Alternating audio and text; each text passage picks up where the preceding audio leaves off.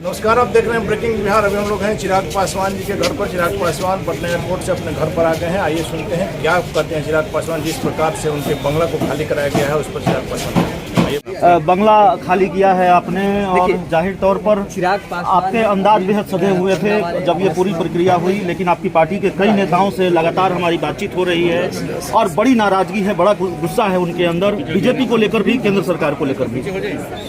देखिए, गुस्से का कारण है कि भैया जब हम लोग खुद खाली करने को तैयार थे, मैं 29 तारीख रात में अपने परिवार के साथ, अपनी माँ के साथ, अपनी नानी के साथ, अपने बहन, उनके बच्चों के साथ, सबके साथ मैं शिफ्ट हो रहा था। क्यों मुझे केंद्र सरकार के एक बड़े मंत्री के द्वारा क्यों मुझे बुलाया गया अपने घर पर, क्यों मुझे रोका गया, क्यों मुझे आश्वासन नहीं, वादा दिया गया कि भैया आपको घर खाली नहीं करना। भाई मैं कोई छोटे मोटे मंत्री की बात नहीं कर रहा हूँ, केंद्र सरकार के टॉप 5 मंत्रियों में वो आते हैं। क्यों मुझे बहलाकर, फुसलाकर, क्यों मुझे उस रात उस घर पे रोका गया? भाई मैं तो बहुत ही, और मैं कानून, मेरा परिवार कानून का सम्मान करता है, मैं तो बहुत ही सम्मानजनक तरीके से कानून का पालन करते हुए मैं 29 तारीख रात में घर से निकल रहा था। पर क्यों मुझे रुकवा कर अगले दिन बेइज्जत कराने का काम किया गया? और मुझे उसमें भी दिक्कत नहीं है भैया, मैं तो शांतिपूर्वक तरीके से निकल गया था। परिवार को शर्त रखी थी बीजेपी ने, मैं शांतिपूर्वक तरीके से मैं निकल गया था घर से। क्यों मेरे पिता की तस्वीरों को घर के बाहर फेंका गया?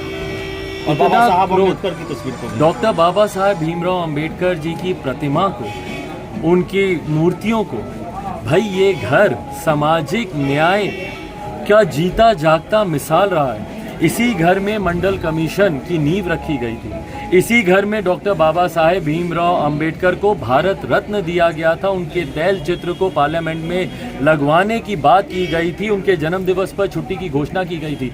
इसी घर में अनुसूचित जाति SC ST एट्रोसिटी एक्ट की पुनर्स्थापना की गई थी। इसी घर में ऊंची जाति से आने वाले गरीब लोगों के आरक्षण की मांग रखी गई थी। तो उसके बाद क्यों इस तरीके से किया गया, ये खैर बिहार की जनता बताएगी कि भैया जिन्होंने धोखा दिया उनके साथ है, बीजेपी ने धोखा दिया। बीजेपी ने धोखा दिया, भाई यकीनन धोखा तो दिया। विलय की शर्त रखी थी बीजेपी ने। सारी बातें आज ही क्यों खोल दी जाए भैया? मैंने कहा बहुत चीजें हैं, बहुत एक आखिरी सवाल चिराग जी, एक आखिरी सवाल,